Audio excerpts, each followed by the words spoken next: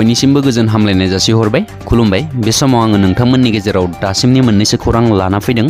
नोंथांमोना भिडिअखौ फारियै जोबजासिम नायलांदो। शनिबारखालि एबा मैया महानगरनि पान्डुआव मोनसे सोमोनांथाव जाथाय सोराङाव फैदों।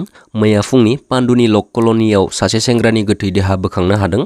मोनथिनो मोननाय बायदिब्ला रेल बिफाननि गंसे वर्कशपनि सिङाव दौलें लानाय थासारियाव गोथै देहाखौ बोखांनो हायो।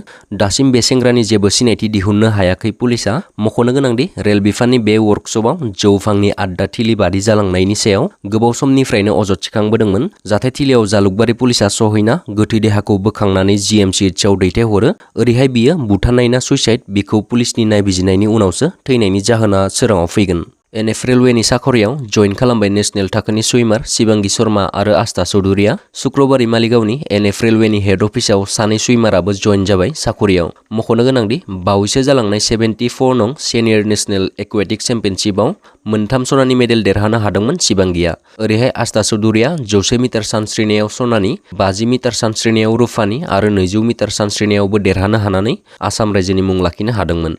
2006 मायथाइ हाग्रा हा मोनथाय आयेननि गेजेरजों हानि फोरमान बिलाइखौ मैया राननानै होदों। मख'जाथावदि बिटिआर गोरोबथानि 5.3 दफायाव बिटिएडिनि बायजो हाग्रा ओनसोलाव थानाय ट्राइबेल माहारिफोरनो हानि फोरमान बिलाइखौ आसाम सरकारनि हेफाजाबाव रानना होनायनि बाथ्रा दंमोन। बे बाथ्रा बादिनो मैया आसाम सरकारा बिटिआर गोरोबथानि बादियै सनितपुर जिल्लानि रायजो राजाफोरनो हा पाट्टाखौ राननानै होदों। मिथिनाय बायदिब्ला सनितपुरनि धेकियाजुलि बियाफ धेकियाजुलि रेन्जनि सिङाव थानाय 1301 नखरफोरनो 2006 मायथाइ हाग्रा हा मोनथाय आयेननि गेजेरजों हानि पाट्टाखौ राननानै होदों। मंगलदैयाव हा सिमनाखौ लानानै हिंसायारि जाथाय। हा सिमनाखौ लानानै सोमजिनाय एना एनि आरो बुलायनाय जाथायाव सासे सुबुङा जिउ गोमानायजों लोगोसे गुबुन 7 सुबुङा गोब्राबै जोखोम जादों। मंगलदैनि एनसिबान्दियाव गंनै नखरनि गेजेराव जादों बे जाथाया। बे हिंसायारि जाथायाव जिउ गोमानाय सुबुंखौ गफुर आली होननानै सिनायथिनो हादों। जोबथि खेब भट होनायनि साननि उनावनो भारत उदांस्रि जानायनि गिबिसिन भटार श्याम चरण नेगिया 106 बोसोराव जोबथि हां लाबाय। साबकाटा HWC देहा फाहामसालियाव दावबायनानै खौरां लाफैदों। मैया मावफुं सोद्रोमा विल्सन हासदा बिथाङा आथिखालनि बिटिआर सरकारा गासिबो मावफुं सोद्रोमा MCLA बिथांमोनखौ गासिबो बियाफनि सिङाव थानाय गामिफोराव रायजो राजाफोरहा मा जेंना दङ बिफोरखौ नायगिदिंनो थाखाय बिथोन होनाय बादियै मैया 3 नं श्रीरामपुर बियाफनि सिङाव थानाय साबकाटा HWC देहा फाहामसालियाव नायगिदिं फैदों बिटिआरनि मावफुं सोद्रोमा विल्सन हासदा बिथाङा। लोगोसे बे देहा फाहामसालिनि माखासे जेंनाफोरखौ खौरां लानायनि गेजेरजों खौरां मोननानै बेफोर जेंनाखौ बिटिआर सरकारा थाबैनो सुस्रांनानै होनाय जागोन होननानै रायजो राजाफोरनि सिगाङाव खोथा होलाङो। उदालगुरि जिल्ला एबसु आरो उदालगुरि गेलेमु आफादनि जथाय बानजायनायाव उदालगुरिनि नलबारि गेलेग्रा फोथाराव थांनाय 25 अक्ट'बरनिफ्राय सोलिनाय 28थि all India Bodofa UN Brahma gold cup football टुर्नामेन्टनि मैया जोबथा गेलेनायाव चिरांदुवार FCआ देरहासार जायो। नलबारि गेलेग्रा फोथाराव बिटिसिनि लेङाइ खुंगिरि थामहिनबा बानजाय आफादनि आफादगिरि गबिन्द चन्द्र बसुमतारिया बेखेवनाय गेलेनायाव चिरांदुवार FCआ गुवाहाटी FC B हानजाखौ 1 गलाव फेजेनना 28थि UN ब्रह्म गल्ड कापनि चेम्पियन जायो।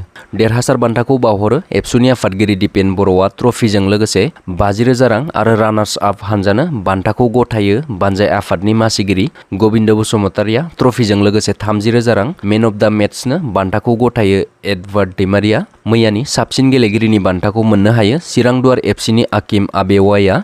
गेलेनायखौ जागायजेननायनि सिगां बड'फानि सावगारियाव बिबार बावजेनो MLA लरेन्स इस्लारिया। बे हाबाफारियाव बाहागो लायो बर' कसारी अट'नमास काउन्सिलनि लेङाइ खुंगिरि रमिय' पि नार्जारि, मिरु IPPLनि आइजो गांखंनि गाहाय नेहाथारि हेलेना स्वर्गियारिजों लोगोसे जायगानि गोबां समाज सिबियारि आरो दैदेनगिरिफोरा।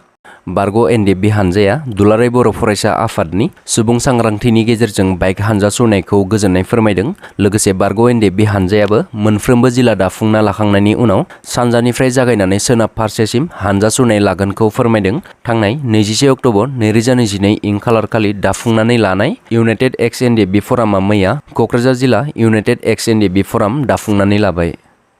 गोजोनथाव खौरां मैया जालांनाय ISL जोलुर बादायलायनायाव बर'नि फिसा हलिचरन नार्जारिया पास खालामनाय बलजों हायद्राबाद FCआ अडिशा FCखौ 1 गलाव फेजेननानै देरहासार जानो हाबाय। कार्बि आंलं जिल्ला दुलाराय बर' फरायसा आफादनि बानजायनायाव सनापुर दख'रा दुलाराय बर' फरायसा आफादनि बेन्दोङाव थानाय सनापुर बड' मिडियाम हाइ स्कुलाव थाखो 9 आरो 10 थाखोनि फरायसाफोरजों लोगो हमनाय आरो दान्दिसे सम सावरायनाय हाबाफारि लानाय जायो। हाबाफारियाव मिरु दुलाराय बर' फरायसा आफादनि गाहाय नेहाथारि मानगोनां मुस्रि खनिन्द्र बसुमतारि बिथाङा फरायसाफोरजों सावरायलायो। हाबाफारियावनो बाहागो लाफाबावनो हायो मिरु दुलाराय बर' फरायसा आफादनि गेलेमु नेहाथारि गणेश बसुमतारि, सुबुं फोनांजाब नेहाथारि बिरखां नार्जारी, मावख' नेहाथारि बुद्धिराम बसुमतारी, लोगोसेनो कार्बि आंलं जिल्ला दुलाराय बर' फरायसा आफादनि गाहाय नेहाथारि खोदोम बसुमतारी आरो जिल्ला बिबानगिरिफोर, फरायसालिनि गाहाय फोरोंगिरिफोरजों लोगोसे बिथांनि लोगो फोरोंगिरि बिथांमोनहाबो बाहागो लानानै हाबाफारिखौ जाफुंसार होयो।